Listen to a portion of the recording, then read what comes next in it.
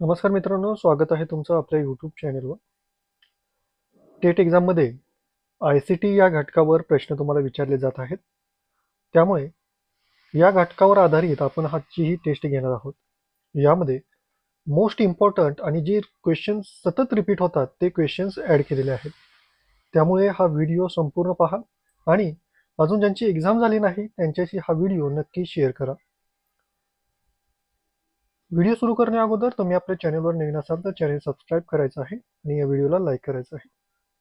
प्रश्न क्रमांक 1 आहे, आयसीटीचे पूर्ण अर्थ काय आहे? आयसीटीचा पूर्ण अर्थ काय आहे? याचं उत्तर आहे information and communication technology.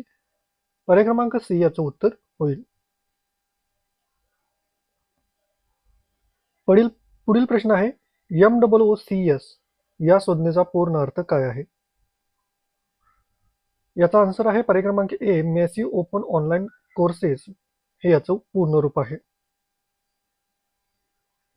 Next question आहे, दीक्षा पोर्टल कोणत्या उद्देशासाठी वापरले जाते? दीक्षा पोर्टल कोणत्या उद्देशासाठी वापरले जाते? तर शिक्षक व विद्यार्थ्यांसाठी डिजिटल शिक्षण देण्याकरता दीक्षा पोर्टल वापरले जाते. पर्याय क्रमांक बी याचं उत्तर होईल. पुढील प्रश्न आहे, ई गव्हर्नन्स म्हणजे काय? ई गव्हर्नन्स म्हणजे काय? याचं उत्तर आहे पर्याय क्रमांक सी, माहिती तंत्रज्ञानाद्वारे प्रशासन याला ई गव्हर्नन्स म्हटलं जातं.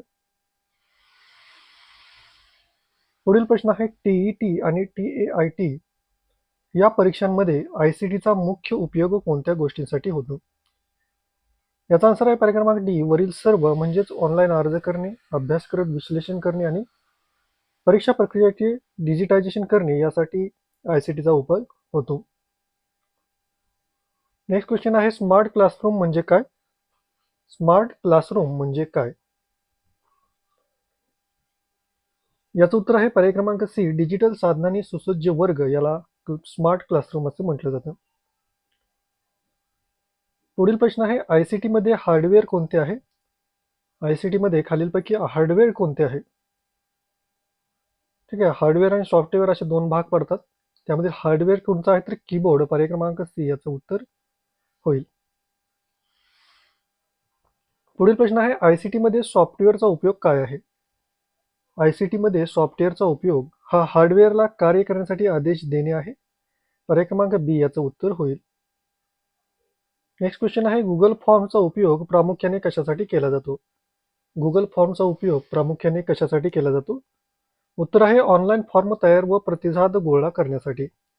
पर्याय क्रमांक सी याचं उत्तर होईल. नेक्स्ट क्वेश्चन आहे, आयसीटी मध्ये इनपुट डिव्हाइस कोणते आहे? आयसीटी मध्ये इनपुट डिव्हाइस कोणता आहे तर स्कॅनर हे इनपुट डिव्हाइस आहे, प्रिंटर जे आउटपुट डिव्हाइस आहे, मॉनिटर सुद्धा आउटपुट डिव्हाइस आहे आणि स्पीकर सुद्धा आउटपुट डिव्हाइस आहे. पुढील प्रश्न आहे, ईमेलचा फुल फॉर्म काय आहे? ईमेलचा फुल फॉर्म इलेक्ट्रॉनिक मेल आहे. पर्याय क्रमांक सी याचं उत्तर आहे. नेक्स्ट क्वेश्चन आहे, पीडीएफ म्हणजे काय? पीडीएफ म्हणजे पोर्टेबल डॉक्युमेंट फॉर्मॅट. पर्याय क्रमांक बी याचं उत्तर होईल. नेक्स्ट क्वेश्चन आहे, फायरवॉलचा उपयोग कोणत्या गोष्टीसाठी होतो? फायरवॉलचा उपयोग नेटवर्कचे संरक्षण करण्यासाठी होतो. पर्याय क्रमांक बी याचं योग्य उत्तर होईल. नेक्स्ट क्वेश्चन आहे, क्लाउड स्टोरेज म्हणजे काय? क्लाउड स्टोरेज म्हणजे इंटरनेटवर आधारित डेटा साठवण याला क्लाउड स्टोरेज म्हणतात. पर्याय क्रमांक सी याचं उत्तर होईल. नेक्स्ट क्वेश्चन आहे, आयसीटी मध्ये प्रेझेंटेशन सॉफ्टवेअर कोणते आहे? आयसीटी मध्ये प्रेझेंटेशन सॉफ्टवेअर कोणता आहे तर MS पॉवर पॉईंट हे प्रेझेंटेशन सॉफ्टवेअर आहे. पर्याय क्रमांक सी याचं उत्तर होईल. नेक्स्ट क्वेश्चन आहे, शिक्षण क्षेत्रात आयसीटी वापरल्याने काय फायदे होतात? शिक्षण क्षेत्रामध्ये आयसीटी वापरल्याने वरील सर्व फायदे होतात. आता कोणकोणते फायदे होतात या पर्यायामध्ये जे दिलेले आहेत ते, वेळ वाचतो, संवाद साधन वाढतात आणि सृजनशीलता वाढते. नेक्स्ट क्वेश्चन आहे, डिजिटल इंडिया अभियान कोणत्या वर्षी सुरू झाले? डिजिटल इंडिया अभियान हे 2015 साली सुरू झाले. पर्याय क्रमांक सी याचं उत्तर आहे. नेक्स्ट क्वेश्चन आहे, आयसीटी आधारित शिक्षणात LMS म्हणजे काय? याचं उत्तर आहे लर्निंग मॅनेजमेंट सिस्टीम. पर्याय क्रमांक बी, LMS चा अर्थ काय होतो तर learning management system. Next question आहे, मुलांचा सहभाग वाढवण्यासाठी शिक्षकांनी कोणती ICT साधने वापरावी? मुलांचा सहभाग वाढवण्यासाठी शिक्षकांनी कोणती ICT साधने वापरावीत? याचं उत्तर आहे पर्याय क्रमांक डी, वरील सर्व, म्हणजेच व्हिडिओ क्लिप्स असतील, ऑडिओ कथा असतील आणि गेम बेस्ड लर्निंग असेल. पुढचा प्रश्न आहे, ICTचा उपयोग परीक्षा व्यवस्थापनात कसा होतो? ICTचा उपयोग परीक्षा व्यवस्थापनामध्ये प्रश्नपत्रिका तयार करण्यासाठी, उत्तरपत्रिका तपासण्यासाठी आणि निकाल प्रसिद्ध करण्यासाठी या तिन्हीसाठी होतो. म्हणून याचं उत्तर आहे पर्याय क्रमांक डी, वरील सर्व. पुढील प्रश्न आहे, ऑनलाईन शिक्षणात सर्वात जास्त वापरले जाणारे सॉफ्टवेअर कोणते आहे? ऑनलाईन शिक्षणात सर्वात जास्त वापरले जाणारे सॉफ्टवेअर गुगल मीट आणि झूम ॲप्लिकेशन आहे. पर्याय क्रमांक सी याचं उत्तर आहे. पुढचा प्रश्न आहे, ICTची शिक्षणामध्ये कोणता तोटा असू शकतो? उत्तर आहे इंटरनेटचे अवलंबित्व, म्हणजे इंटरनेट असल्यास तुम्ही ICTचा उपयोग करू शकता.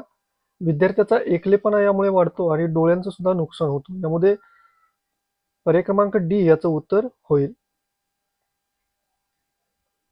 नेक्स्ट क्वेश्चन आहे, NAP 2020 नुसार ICT शिक्षकांसाठी कोणती बाब महत्त्वाची आहे? उत्तर आहे संगणक ज्ञान, डिजिटल साधनांचे प्रशिक्षण आणि ऑनलाईन शिक्षण कौशल्य, वरील सर्व याच्यासाठी महत्त्वाचं आहे. यामुळे पर्याय क्रमांक डी या प्रश्नाचं उत्तर होईल. पुढचा प्रश्न आहे, ICT आधारित शिक्षणाची संकल्पना मुख्यतः कोणावर आधारित आहे?